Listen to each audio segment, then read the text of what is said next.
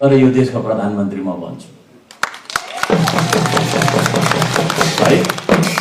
1 बन्छु, 2 बन्छु, 3 बन्छु, यो देशको प्रधानमन्त्री म बन्छु। सम्मान होइन तिमी मलाई श्रमदान देऊ मेरो लागि होइन यो देश बनाउन श्रमदान देऊ। म तपाईहरुलाई यहाँनिर मिठो बोलेर ढाट्ने अनि त्यहाँ पर गएर फसाउने खालको मान्छे होइन। त्यसले गर्दा यो देशको प्रधानमन्त्री बन्न चाहन्छु म। अध्यक्षज्यू, मञ्चमा आफै मैले मान्नुपर्ने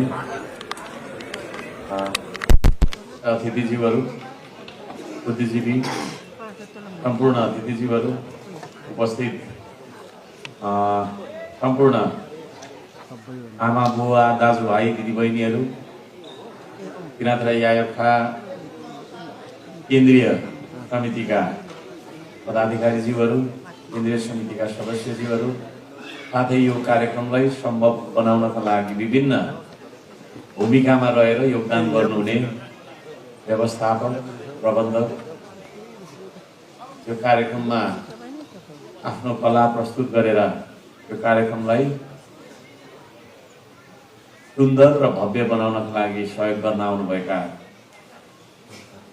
काकेला टोली कलाकारज्यूहरू र उपस्थित सबैजना पत्रकार मित्रहरू, सुरक्षाकर्मी सबैजनालाई न्यानो अभिवादन, सेवा नमस्कार, सेवा ढोक भन्न चाहन्छु।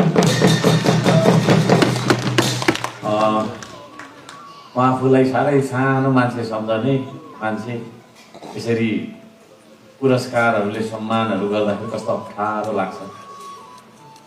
अघिदेखि कति मान्छेले यस्तो हेर्दाखेरि तपाईँ नै अर्का साम्पक भन्ने खालको तरिकाले म विशेष गरी घुस्रै हिँडिरहेको हुन्छु। आज चाहिँ मैले त्यस्तो तपाईँको चाहिँ नै होइन त्यस्तो पोसाकमा आउन मैले सकिनँ, चाहिनँ, किनभनेदेखि यहाँहरूले जुन सम्मान गर्ने भन्ने कुरा भएको कारणले गर्दाखेरि यो खालको पोसाक लगाएर घरदेखि नै निस्केँ।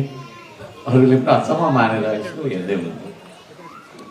मैले भन्न खोजेको कुरा के भन्दाखेरि म आफूलाई सानो मान्छे सम्झने मान्छे हो र आफूलाई सधैँभरि माटोसँग जोडिएको मान्छे सम्झन्छु आफूलाई र एउटा भुइँ मान्छे भएको नाताले मलाई चाहिँ नि यस्ता सम्मानहरू खासै गरिएका छैनन् पनि र अप्ठ्यारो लाग्दो रहेछ कता कता। म आफै पनि एउटा गीत बनाएर गाउने गर्छु, सम्मान होइन तिमी मलाई श्रमदान देऊ